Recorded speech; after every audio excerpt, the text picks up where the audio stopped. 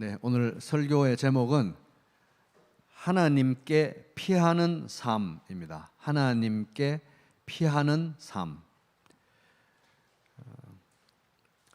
모래 위에 글씨를 쓰거나 종이에 글씨를 쓰는 일은 그렇게 어려운 일이 아닙니다. 모래 위에 쓰다가 틀리면 이렇게 지워버리고 새로 쓰면 되고요. 종이에 글을 쓰려고 쓸 때는 연필하고 종이만 있으면 됩니다. 그런데 이 바위나 비석에다가 글씨를 새기는 일은 굉장히 어려운 일입니다. 아무나 할 수 없는 일이고 기술자들만 할 수 있는 일이고 또 돈도 들어가는 일입니다. 그런데도 불구하고 이렇게 돈을 써가면서도 역사적으로 인류는 동서고금을 막론하고 바위나 비석에다가 글씨를 새겨왔습니다. 왜 바위나 비석에다가 왜 글씨를 새기느냐? 보통은 이제 중요한 역사적 사실을 잊지 않고 기억하고 기념하기 위해서 어디에 가서 어느 나라를 상대로 전쟁을 해서 이겨서 무찔렀다. 장군 누구 이렇게 기억하고 기념하기 위해서, 또는 어떤 중요한 계약이나 약속이나 아니면 중요한 결심이나 의지 이런 것들을 오랫동안 되새기고 자기 자신뿐만 아니라 후대에도 그것을 교훈으로 삼으려고 할 때 보통 이제 바위나 비석에 문장을 새깁니다. 오늘 이제 우리가 본문으로 읽은 시편 16편 제목 같이 읽어볼까요? 다윗의 믹담 이렇게 되어 있죠. 믹담, 다윗의 믹담. 이 믹담이라는 단어의 뜻에 대해서는 여러 가지 의견이 있습니다만은 제일 오래된 그 해석 중에 하나는 이제 히브리어 구약 성경을 헬라어로 옮겼던 그 기원전 3세기의 70인역 셉튜아진트라고 하는데, 그 헬라어 번역 구약 성경의 이 시편 16편 제목에 보면 이 믹담을 비석에 새긴 글씨 이렇게 번역하고 있습니다. inscription 이렇게 번역하고 있습니다. 그러니까 이제 비석에 또는 바위에 새긴 글씨 이런 걸 이제 믹담 이렇게 이해했던 것 같습니다. 기원전 3세기에. 이제 그 해석을 우리가 이제 택한다고 하면은 이 시편 16편은 다윗에게 굉장히 중요했던 그런 내용으로 보입니다. 돌에 새기고 비석에 새기고 마음에 새기고 뼈에 새겨가지고 이거는 내가 절대 잊지 말아야 되겠다. 정말 이거는 내가 틈만 나는 대로 되새기고 잊지 말아야 되겠다. 나도 잊지 말아야 되겠지만 후손에도 이제 비석에 새기니까 오래 남잖아요. 후손들도 이걸 꼭 알아가지고 꼭 명심하도록 내가 교훈으로 삼아야 되겠다. 너무너무 중요한 내용이다. 그런 시였던 것으로 보입니다. 그럼 이제 이 다윗이 이 비석에다가 새기고 싶어 했던 내용의 핵심은 뭐냐? 시편 16편의 핵심은 뭐냐? 바로 1절이 말해주고 있습니다. 1절 같이 읽어보겠습니다. 시작. 하나님이여 나를 지켜주소서 내가 죽게 피하나이다. 중요하니까 한번 해보겠습니다. 하나님이여 나를 지켜주소서 내가 죽게 피하나이다. 하나님이여 나를 지켜주소서 내가 죽게 피하나이다. 세 번역으로 하면 하나님 나를 지켜주십시오. 내가 주님께로 피합니다. 이거를 이제 사실은 새기고 싶었던 거예요. 바위에다가 비석에다가. 이게 이제 시편 16편의 핵심이고, 이어지는 2절부터 11절의 내용은 이 1절에 대한 설명입니다. 설명. 그러니까 비석에 새기고 기념비를 세우고 이렇게 한다면은 어디 가서 전쟁에 이기고 다윗의 통치, 이스라엘에서 가장 위대했던 왕이 다윗 아닙니까? 영적으로도 탁월해서 하나님 마음에 합한 사람이라고 별명이 붙었는데, 그러니까 뭐 자기가 영적으로 어떤 성취를 했던 간에, 아니면 통치 기간에 어떤 뭐 전쟁의 승리라든지 업적이라든지 길이길이 후세에 자랑하고 싶은 그런 거를 돌에 새기고 비석에 새기는 그런 게 아니라, 이 비석에 새기고 뼈에 새기고 마음에 새기고 싶은 정말 중요한 내용을 딱 한 문장으로 요약하면은, 하나님이여 나를 지켜주소서 내가 주께 피하나이다. 이게 이 사람이, 이거는 내가 진짜 꼭 내가 되새기고 새겨서 잊지 말아야 되겠다. 틈만 나면 이걸 기억해야 되겠다. 하나님이여 나를 지켜주소서 내가 주께 피하나이다. 이거는 내가 삶의 신조다. 항상 이걸 기도해야 되겠다. 이렇게 새겼던 거예요. 이제 우리가 요즘 이제 말로 좀 알기 쉽게, 좀 이해되기 쉽게 이 1절을 좀 의역을 한다고 하면 한 두 문장으로 요약할 수 있을 것 같아요. 자, 첫 번째 문장은 하나님이여 나를 지켜주소서 내가 주께 피하나이다를 두 문장으로 이렇게 번역을 한다고 하면, 우리가 이제 쓰는 말들로, 첫째, 나는 언제라도 무너질 수 있는 불안한 존재이다 하는 거예요. 나는 언제라도 무너질 수 있는 불안한 존재이다. 둘째, 내 인생이 흔들릴 때 나는 하나님을 의지해야 한다. 이렇게 풀어서 쓸 수 있을 것 같아요. 그러니까 하나님이여 나를 지켜주소서 내가 주께 피하나이다. 이게 뭡니까? 나는 늘상 언제든지 잘 돌아간다 싶을 때도 언제든지 넘어질 수 있는 불안한 존재라는 걸 인정하는 거예요. 그리고 그렇게 위태위태할 때, 삶이 흔들릴 때 나는 하나님께로 피해야 되겠다. 이게 인생의 어느 시점에서 큰 각성이 있었던 것 같고, 내가 이거를 아예 삶의 내 신조로 삼아야 되겠다. 내가 올려드리는 가장 중요한 기도 제목으로 삼아야 되겠다. 비석에다 새겨야 되겠다.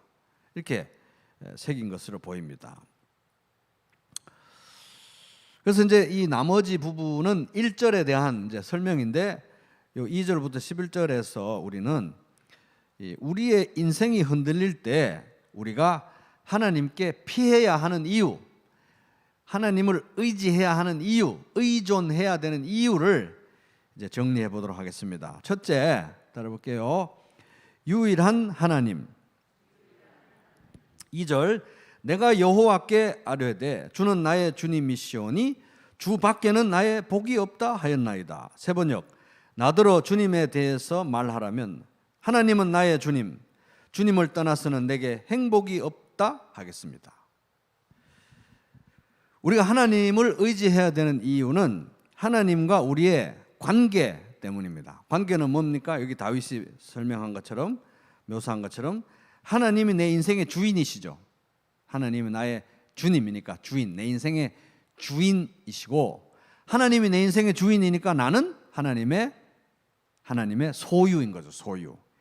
하나님은 나의 주인, 나는 하나님의 소유이기 때문에 우리가 흔들릴 때마다 하나님을 의지해야 된다. 하나님께 피해야 된다 하는 것입니다. 그리고 놀랍게도 다윗은 2절 후반부에 보면 주 밖에는 나의 복이 없다. 하나님을 떠나서는 행복이 없다 라는 고백을 합니다.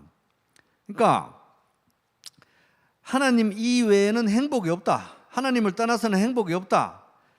주 밖에는 나의 복이 없다. 이 고백은 결국은 다윗도 십계명을 알았던 것으로 이제 보입니다. 제1계명, 너는 나 외에는 다른 신들을 내게 두지 말라. 이 십계명을 알았던 거예요, 다윗도. 그래서 십계명을 알고 특별히 제1계명을 묵상하고 삶에 적용하고 있었던 것으로 보입니다. 그러니까 하나님 외에 다른 신이 없다. 하나님만 우리에게 모든 좋은 것을 주시는 분이시고, 그렇기 때문에 하나님에게만 모든 좋은 것을 구해야 한다. 이런 삶의 원칙을 이해했던 것 같아요. 제1계명, 나 이외에 다른 신을 두지 말라.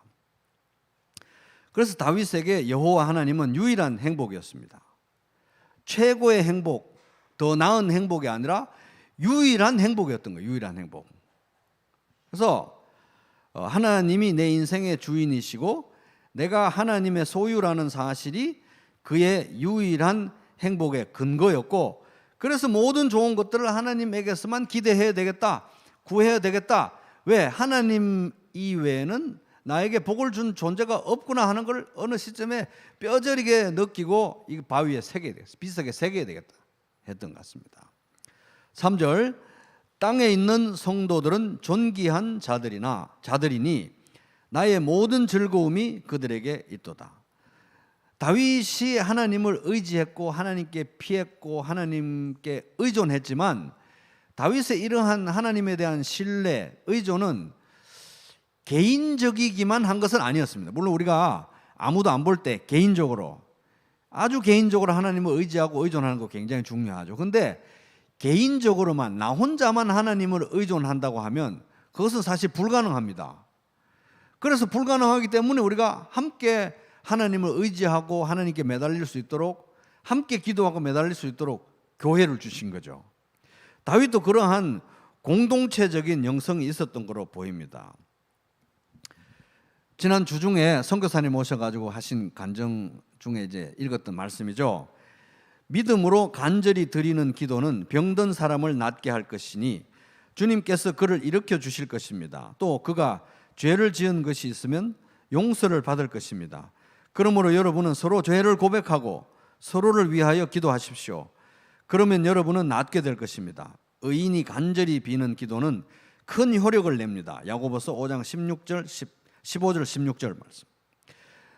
우리는 하나님을 함께 의지하는 믿음의 공동체로서 몸이 아프면 우리 서로 기도 제목 내고 기도해야 되듯이, 마음이 아파도 서로 얘기하고 마음을 터놓고 나누고 기도해야 하는 것입니다.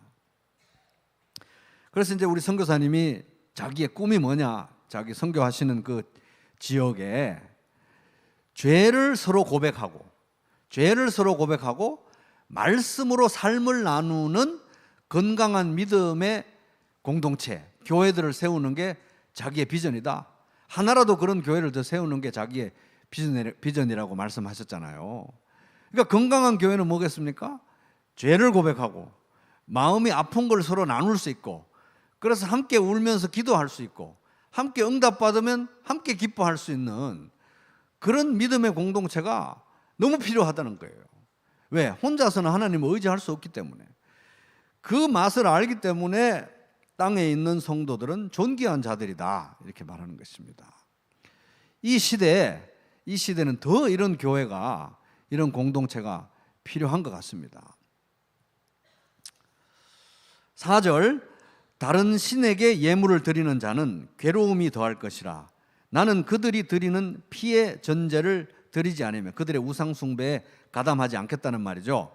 내 입술로 그 이름도, 그들이 섬기는 우상의 이름도 부르지 않을 것이다. 내 입술에서 아예 언급을 안 할 것이다, 이런 내용입니다. 여기서 이제 괴로움이라고 번역된 단어, 히브리 단어가 아체베트, 이런 단어가 써졌는데요. 고통, 걱정, 근심, 이런 의미입니다. 근데 이게 신기하게 이 괴로움이라고 번역된 이 히브리어 단어는 이미지, 형상 또는 우상이라는 의미를 가진 히브리어 단어하고 그 어원이 되는 동사가 아주 유사한 꼴이에요. 철자가 똑같아요. 그러니까 이제 그 히브리어에 익숙한 사람들이 보면 딱 이 언어 유희를 짐작할 수 있는데, 그게 뭐냐 하면은, 다른 신에게 예물을 드리는 자는 괴로움이 더할 것이라. 이게 뭡니까? 괴로움이 더해진, 사람들이 걱정을 덜려고, 행복해지려고, 잘 살려고 우상을 섬기는데, 돈도 우상으로, 명예도 우상으로, 권력도 우상으로, 쾌락도 우상을 점점점 섬기는데, 우상이 늘어날수록, 형상이 늘어날수록 근심도 더 늘어난다, 이런 의미인 것입니다. 근심을 덜려고 우상을 숭배하는데 우상의 숫자가 많아질수록 근심도 더 늘어나더라, 괴로움도 더 늘어나더라. 왜? 우상은 진짜 우리의 문제를 해결해 주지 않기 때문에 그렇습니다. 그래서 다윗이 알았던 것은, 하나님께서 다른 신을 섬기지 말라고 하신 것은, 다른 신도 좋고 다른 신도 우리 삶에 유익을 줄 수 있는데, 하나님께 내가 하나님만 섬겨드린다. 하나님이 샘내니까, 질투하시니까 다른 신도 좋은 신들이 많은데, 나에게 유익이 되는 신들이 많은데 그래도 하나님 삐지실까 봐 내가 하나님만 섬겨드린다, 이런 의미가 아니라는 거예요. 여기서 말하고 있는 거는 내가 손해보면서 다른 신 안 섬기고 하나님만 섬겨주겠다는 내용이 아니라 하나님만 우리를 진정으로 사랑하시기 때문에, 하나님만 우리의 창조주시고 하나님만 우리를 복주실 수 있다는 것을 내가 알기 때문에 다른 우상에 대한 숭배에 가담하지 않겠다, 이름도 올리지 않겠다, 하나님만 나의 복의 근원인 줄 알고 섬기겠다고 하는 고백인 것입니다. 그러니까 이 시편 16편 2절부터 나오는 내용 가운데서 우리가 볼 수 있는 것은, 우리가 인생이 흔들릴 때 하나님을 의지해야 되는 이유도 알 수 있지만, 하나님을 의지한다는 것이 진짜 뭔가, 여기서 볼 때 하나님도 의지하고 다른 우상도 의지하고 있다면 사실은 하나님을 의지하지 않고 있다는 얘기가 되는 것입니다. 그래서 우리가 인생이 흔들릴 때 우리가 하나님을 의지하고 하나님께 피해야 되는 두 번째 이유는, 첫 번째 이유는 하나님만 참 하나님이시기 때문에 우리가 그렇게 해야 된다. 자, 둘째 이유, 우리의 인생이 흔들릴 때 하나님을 의지해야 되는 이유, 두 번째 이유 따라 보겠습니다. 참된 만족. 시작. 자, 5절 같이 읽어볼게요. 시작. 여호와는 나의 산업과 나의 자네 소득이시니 나의 분깃을 지키시나이다. 우리말 성경으로 제가 읽어보겠습니다. 여호와께서는 내 재산이시며 내가 마실 잔이시니 주께서 내가 받을 몫을 지켜주십니다. 그래서 사람들은 다 자기가 행복과 만족을 위해서 돈을 우상으로 섬기기도 하고, 권력을 우상으로 섬기기도 하고, 명예를 우상으로 섬기기도 하고, 쾌락을 우상으로 섬기기도 하는데, 다윗은 알았던 거예요. 하나님 이외에 그 어떤 것도 참된 만족과 참된 행복을 줄 수 없다는 것을 다윗은 알았던 것입니다. 그래서 그는 하나님 나라와 의를 먼저 구했겠죠. 그러면 이제 의문이 남습니다. 하나님 나라와 의를 먼저 구하는데 그럼 나에게 남는 것은 무엇인가? 여러분 그런 생각 안 해보세요? 나에게 남는 것은 무엇인가? 하나님만 남는다는 거예요. 하나님만 남는다. 여호와는 나의 산업, 여호와는 나의 자네 소득, 하나님만 남더라.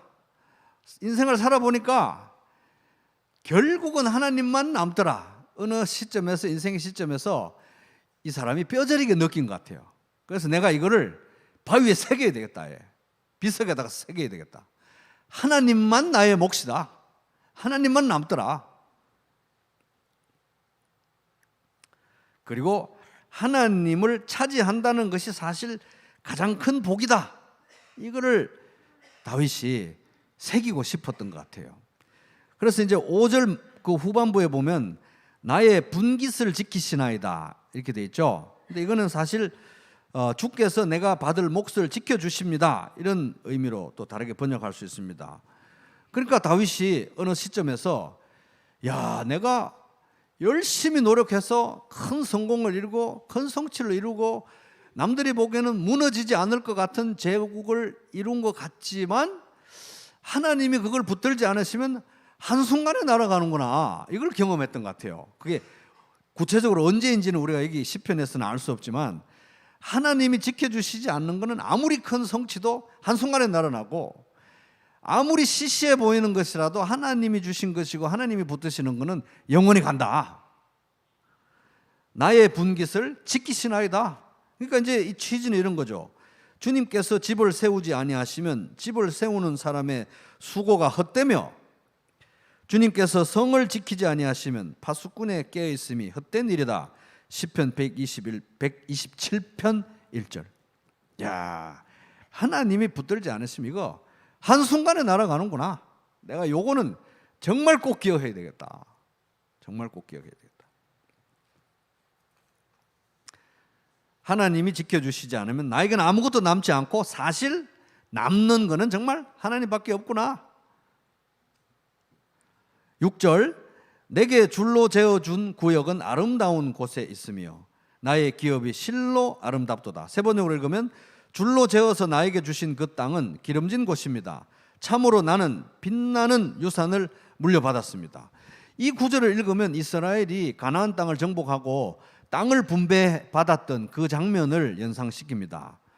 그러니까 이스라엘 각 지파가 가나안 땅에 이제 들어가서 40년 광야 생활에 전쟁, 가나안 정복 전쟁에 이걸 다 거치고 이제 땅을 차지해서 땅을 분배했잖아요.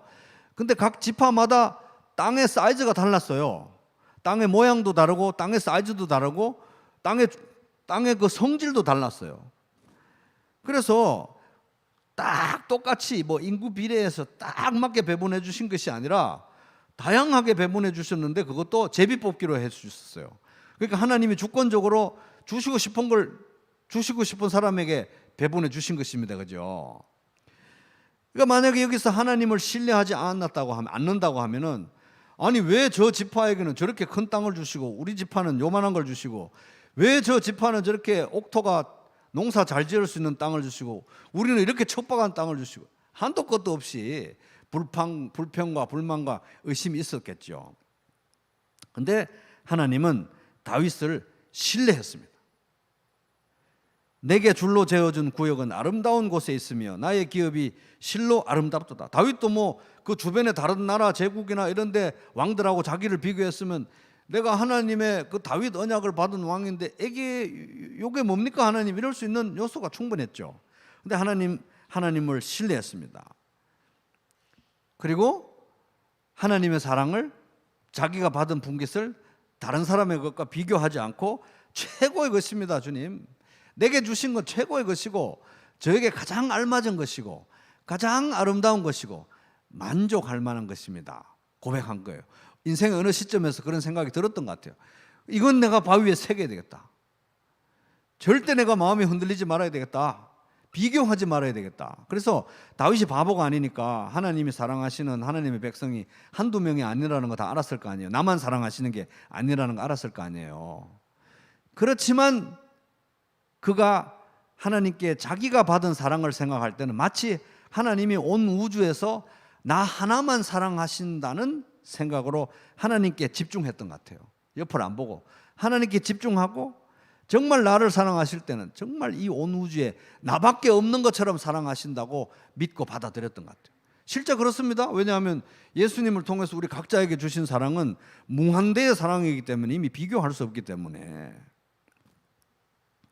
그래서 다윗은 하나님의 사랑을 신뢰했기 때문에 비교의 늪에 빠지지 않고 자신에게 주어진 것에 만족하고 그 만족을 노래할 수 있었던 거예요. 내게 줄로 재어준 구역은 아름다운 곳에 있으며 나의 기업이 실로 아름답도다. 참된 만족, 영원한 만족은 하나님께만 있구나, 이런 고백인 것입니다. 자, 우리가 우리의 인생이 흔들릴 때 하나님을 의지해야 되는 이유, 하나님께로 도망가야 되는, 피해야 되는 이유 세 번째 따라 보겠습니다. 인도하시는 하나님. 자, 7절 같이 읽어보겠습니다. 시작.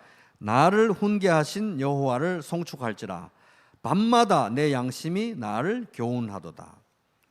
우리가 하나님께 의지해야 되는 이유는 실제로 하나님이 현실적으로 우리를 인도하시는 분, 한 걸음 한 걸음씩 하루씩 하루씩 인도하시는 분이시기 때문에 그렇습니다. 하나님 우리를 인도하시고 가르치실 때는 말씀을 통해서 가르치시죠. 주의 말씀은 내 발의 등이요 내 길의 빛이니이다. 시편 119편 105절 말씀. 그래서 다윗은 밤낮으로 하나님의 말씀을 묵상하고 하나님의 뜻을 구하고 지혜를 구하고 기도했습니다. 그럴 때 하나님이 정말 때마다 일마다 가장 적당한 시간에 하나님께서 지혜를 주시고 인사이트를 주시고 통찰력을 주시고 갈 길을 보여주셨던 거예요. 그래서 오늘 이 비석에 새기고 싶은 시편 16편에 나오는 이 모든 내용들도 사실은 하나님께서 어느 날 자기에게 주신 가르침이요 깨달음이었던 것입니다. 그걸 고백하는 것입니다. 근데 여기 보면 이제 나의 양심이 나를 교훈한다 할 때 양심이라고 번역된 이 히브리어 단어는 콩팥이라는 의미입니다. 콩팥. 그러니까 나의 콩팥, 나의 내장으로부터 나오는 깨달음과 통찰력을 주시는 하나님이시다. 그 말은 뭡니까? 하나님이 정말 내가 말씀 가운데 묵상하고 기도하고 뜻을 구하고 지혜를 구할 때 머리로만 알게 되는 어떤 지식적인 그런 통찰력을 주시는 것이 아니라 전인격적으로 내가 변할 수 있는 저 깊은 내면으로부터 변화를 이끌어낼 수 있는 그런 지혜를 주시는 분이 하나님이시고, 실제로 이런 것들을 경험했기 때문에 야, 하나님이 이런 깨달음과 이런 각성과 지혜를 주시는구나 깨달았기 때문에 여기 이제 고백하고 있는 것입니다. 자, 8절 같이 읽어보겠습니다. 시작. 내가 여호와를 항상 내 앞에 모시며 그가 나의 오른쪽에 계심으로 내가 흔들리지 아니하리로다. 세 번으로 읽으면 주님은 언제나 나와 함께 계시는 분, 그가 나의 오른쪽에 계시니 나는 흔들리지 않는다. 다윗은 하나님을 목자로 인식하고 있었어요. 다른 시편에서도 우리가 알 수 있듯이 다윗은 하나님을 목자로 인식하고 있었습니다. 한 마리 양으로서 목자이신 하나님을 따라가고 있었던 거예요. 다윗에게 하나님은 인생길 가운데서 동행하며 친히 인도하시는 하나님이었습니다. 그러니까 여기서 이런 어투로 고백하고 있지만 똑같은 내용이 시편 23편에 나옵니다. 여호와는 나의 목자시니 내게 부족함이 없으리로다. 그가 나를 푸른 풀밭에 누이시며 쉴만한 물가로 인도하시는도다. 내 영혼을 소생시키시고 자기 이름을 위하여 의의 길로 인도하시는도다. 여기 나온 내용과 같은 거죠. 내가 여호와를 항상 내 앞에 모시며 그가 나의 오른쪽에 계심으로 내가 흔들리지 아니하리로다. 하나님이 나를 인도하신다. 나는 하나님 따라가면 된다. 내가 알지 못하는 길을 내가 가기 때문에 나는 하나님께 여쭙고 하나님께 피하고 하나님께 의지하면 하나님이 인도하실 것이다. 인도하시는 하나님이시기 때문에 내 삶이 흔들릴 때, 내 인생이 흔들릴 때 나는 하나님께 피해야 된다 하는 것입니다. 자, 우리의 인생이 흔들릴 때 하나님을 의지해야 되는 이유, 오늘 네 번째입니다. 네 번째 따라 보겠습니다. 부활의 소망. 자, 9절 또 읽어보겠습니다. 같이 시작. 이러므로 나의 마음이 기쁘고 나의 영도 즐거워하며 내 육체도 안전히 살리니. 마음, 영, 육체, 영혼과 육체와 영이 지정의 모든 삶의 요소가 편안하고 안심하고 기쁘고 즐겁다. 어떤 일을 만나도 이런 고백인 것입니다. 다른 번역 읽어보겠습니다. 주님 참 감사합니다. 이 마음은 기쁨으로 가득 차고 이 몸은 아무 해를 두려워하지 않는 까닭은. 그러니까 이제 비슷한 구절은 시편 23편 4절. 내가 사망의 음침한 골짜기로 다닐지라도 해를 두려워하지 않을 것은 주께서 나와 함께 하심이라. 주의 지팡이와 막대기가 나를 안위하시나이다.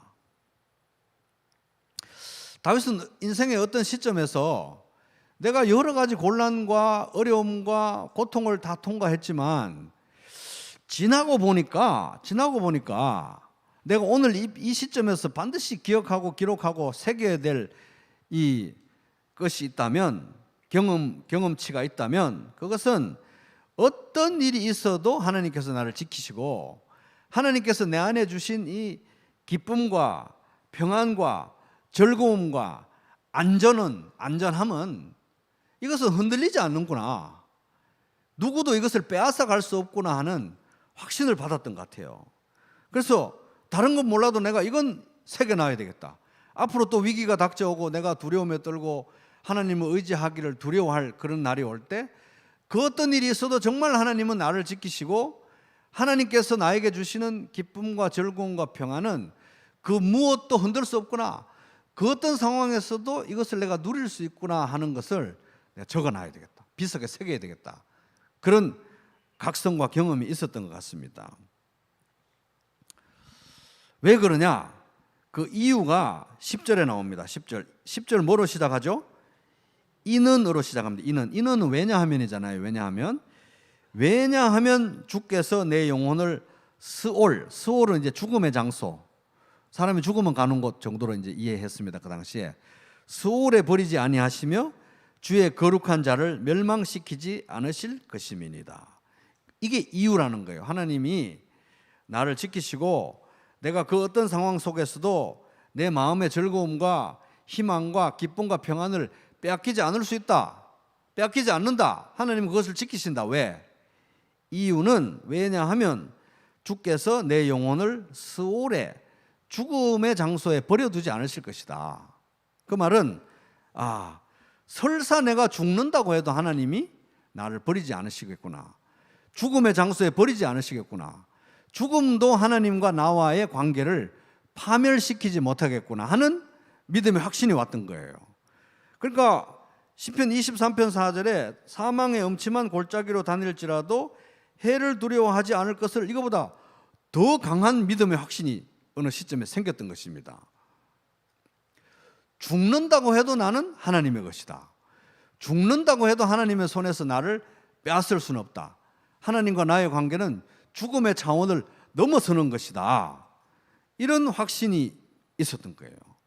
근데 그것은 또 근거가 뭐냐 하면은 10절 후반부 같이 읽어보겠습니다. 시작. 주의 거룩한 자를 멸망시키지 않으실 것임이니이다. 왜냐하면 하나님이 나를 죽음의 장소에 버리지도 않을 것이고, 주의 거룩한 자, 이게 이제 여기는 잠깐은 누군지를 모르는 상태로 일단 보겠습니다. 주님의 거룩한 자를 멸망시키지 않는다. 영원히 죽음에 버려두시지 않을 것이다. 이걸 내가 믿기 때문에 그 어떤 상황이 와도 심지어 죽음이라도 내 안에 있는 기쁨과 평안을 빼앗을 자가 없다. 이렇게 말하는데 여기서 이게 누구냐는 거예요. 누구? 이게 누구냐는 것입니다.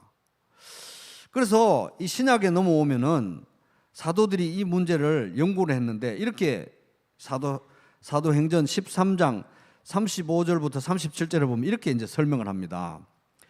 그러므로 다른 시편에서 이제 시편 16편 말하는 거예요. 또 이렇게 말씀하셨습니다. 주님께서는 주님의 거룩한 분이 썩지 않게 하실 것입니다. 방금 읽었던 부분이잖아요.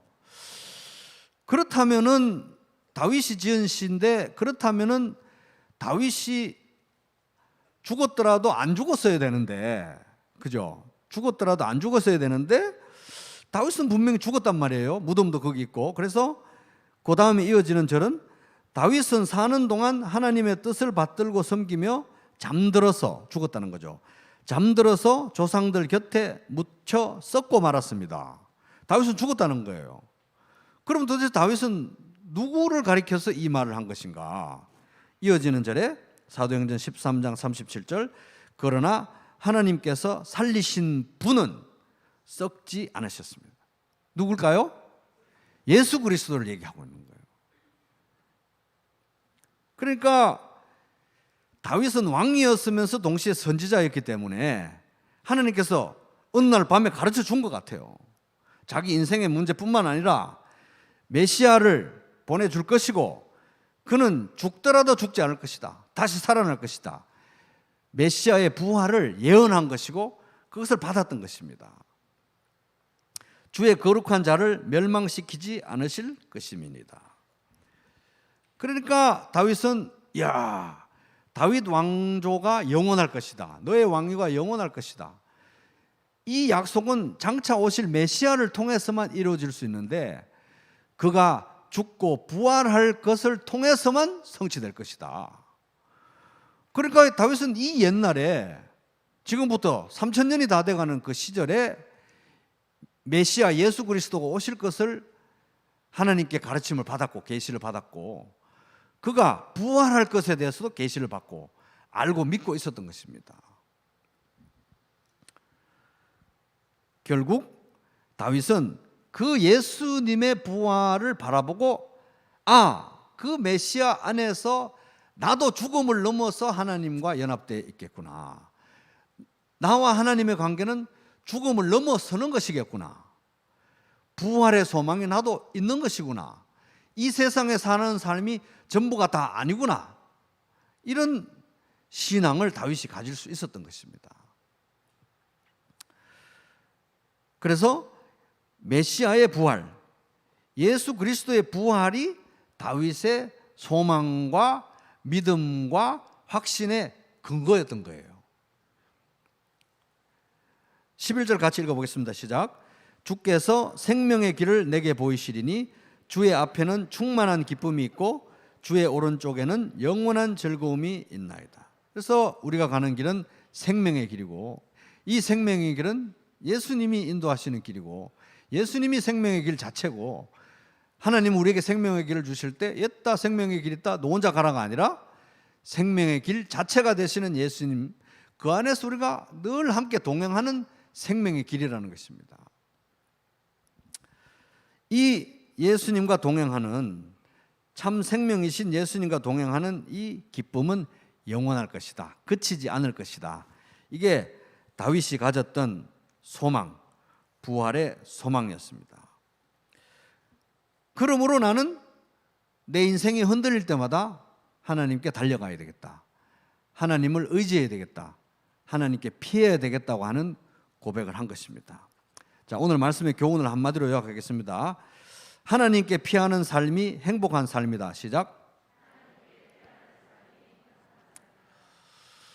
그래서 여러분 한번 생각해 보시기 바랍니다. 여러분들은 만약에 교회에서 예산을 대주고 아니면 어떤 독지가가 예산을 대주고 이래가지고 비석에다가 이 시편 16편만큼 되는 내용 이 길이로 뭔가 뭐든지 새기고 싶은 거 새기세요. 지금 인생의 이 대목에서 여러분 뭘 새기시겠습니까? 다윗은 인생의 어떤 시점에서 이거는 반드시 새겨야 되겠다, 반드시 새겨야 되겠다 했던 것이 바로 하나님이여 나를 지키소서, 내가 주께 피하나이다, 하나님 제가 하나님께 피합니다, 저를 지켜주세요, 이걸 내가 새겨야 되겠다는 거예요. 다른 말로 하면 하나님 없이는 나는 언제라도 무너질 수 있는, 언제라도 무너져 내릴 수 있는 불안한 존재라는 걸 내가 잊지 말아야 되겠다. 언제든 넘어질 수 있는 불안한 존재라는 걸 잊지 말아야 되겠다. 그리고 내 인생이 흔들릴 때마다 나는 하나님께로 즉시 피해야 되겠다.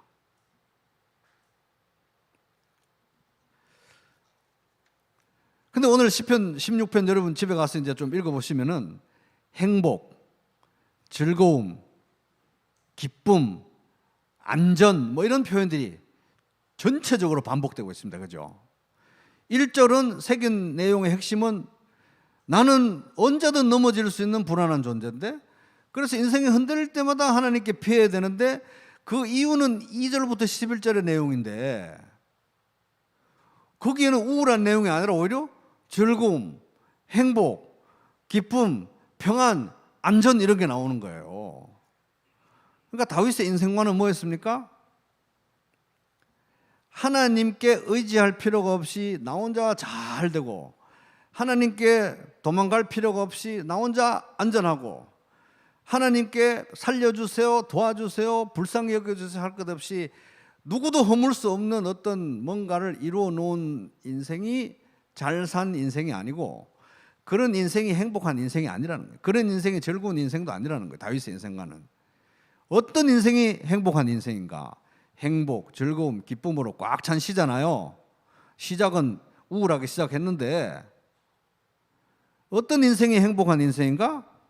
하나님께 피하는 인생이 행복한 인생이라는 것입니다. 그래서 오늘 이 시편 16편을 이제 묵상하기 시작하면서 이거 한 가지만 꼭 기억하시기 바랍니다. 하나님께 피하는 인생이 행복한 인생이다. 하나님께 피할 줄 아는 인생이 행복한 인생이다. 하나님께 피해도 행복한 인생이 될 수 있다. 아니, 하나님께 피할 때만 행복한 인생이다 하는 것입니다. 하나님께 피하지 않고도 행복한 인생이 될 수 있다는 것은 다 거짓말이라는 거예요. 다.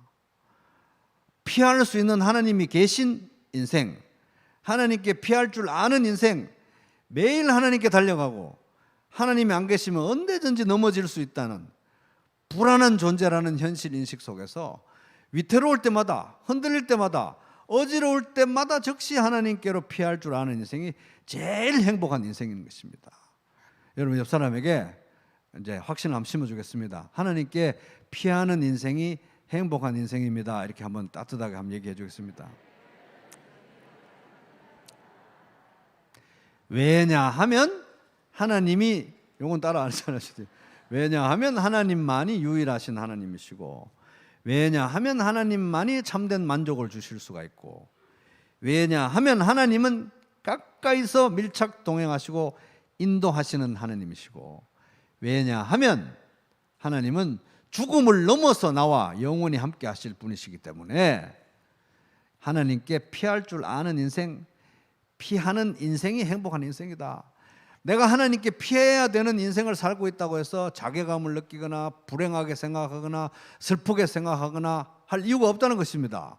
원래 하나님께서 이 세상 살아가는 동안 디자인하신 인생의 모습은 하나님께 피할 줄 아는 인생이 행복한 인생이다. 하나님께 피하는 인생이 행복한 인생이다. 일주일 내도록 묵상하시면서 하나님이여 나를 지키소서, 내가 주께 피하나이다. 하나님이여 나를 지키소서, 내가 주께 피하나이다. 자주 피하시고 하나님 의존하고 살아가는 이 삶의 모습을 부끄러워하지 마시고 기쁘게 의지하고 행복한 인생 되시기를 주님의 이름으로 축복합니다. 예배 찬송가 400